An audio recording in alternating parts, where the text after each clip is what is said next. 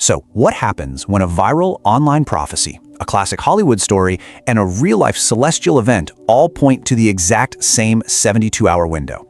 Today, we're going to unpack this really strange convergence of faith, pop culture, and planetary science, all zeroing in on that last week of February 2026.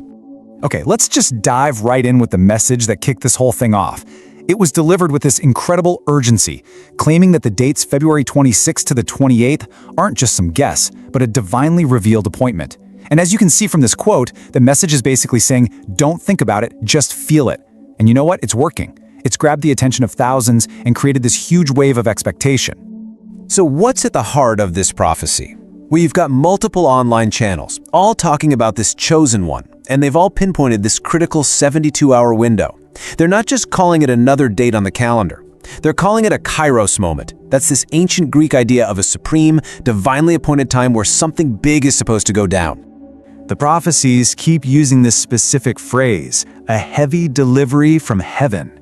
The whole idea is that a long-awaited package of destiny, something of immense value, is literally scheduled to arrive. And this isn't some vague feeling. The messages are really specific that this delivery is meant for those who are actually ready and waiting to receive it. Now, this is where it gets really interesting, the nature of this blessing. The prophecies point back to a concept from the original Hebrew text called shalom.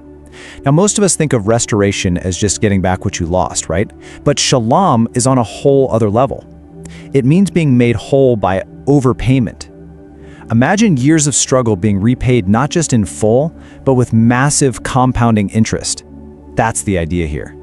But this brings up a pretty big question. If a massive blessing is on the way, why frame it as an emergency update? Why all the urgent warnings? It feels like a paradox, doesn't it? This wonderful event that's supposed to happen, but it's preceded by this feeling of impending conflict.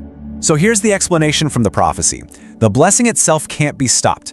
So the only available strategy is to distract the person who's supposed to receive it. The warnings are about 3 specific decoy traps, all designed to pull you out of a state of readiness. First, they say to watch out for a ghost from the past, like an old ex or a friend suddenly reappearing. Second, a manufactured crisis. Think of a sudden, unexpected bill showing up to make you panic. And third, a familiar trigger, where someone close to you says that one thing that just gets under your skin. All of it is framed as a plot to make you miss the delivery. So the whole prophecy really hinges on this chosen one being ready for this moment. But where does that powerful idea even come from? Well, it turns out the chosen one is a concept that's deeply, deeply embedded in our collective imagination, which kind of helps explain why these messages hit so hard for so many people. If you look at academic sources, they define the chosen one as a key literary archetype. And we're not talking about just any hero. This is a hero who is literally set apart by destiny. They all follow a pretty specific path. They face some great challenge, they make a huge sacrifice for the greater good, and very often, they go through a kind of death and resurrection, coming back to the fight even stronger than before. And once you see the pattern, you see it everywhere in our culture. I mean, think about Anakin Skywalker's entire arc, his fall and redemption, or Buffy Summers, who literally dies and comes back to life to save the world multiple times, or T'Challa's journey in Black Panther. They all follow this powerful script of sacrifice and rebirth.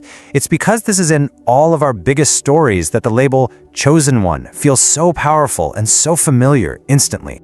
Okay, so we've got this intense online prophecy, and it's built on a super powerful cultural archetype that we all recognize. But is that all it is? Just a coincidence of ideas? Or is there something tangible, something you can actually see in the physical world happening at the exact same time?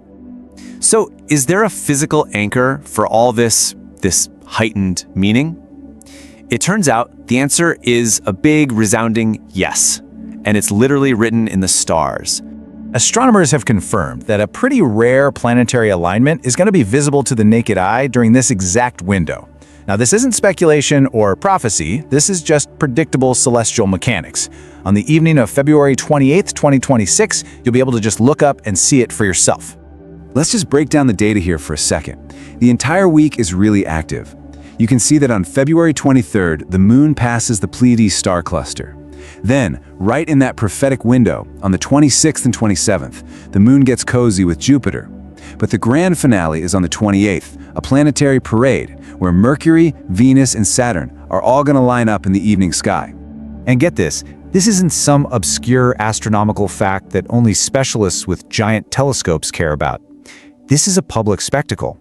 Communities are actually organizing events, like the planetary parade at the park down in Florida, for people to gather and watch the sky together. So this is an event that's firmly grounded in our shared physical reality.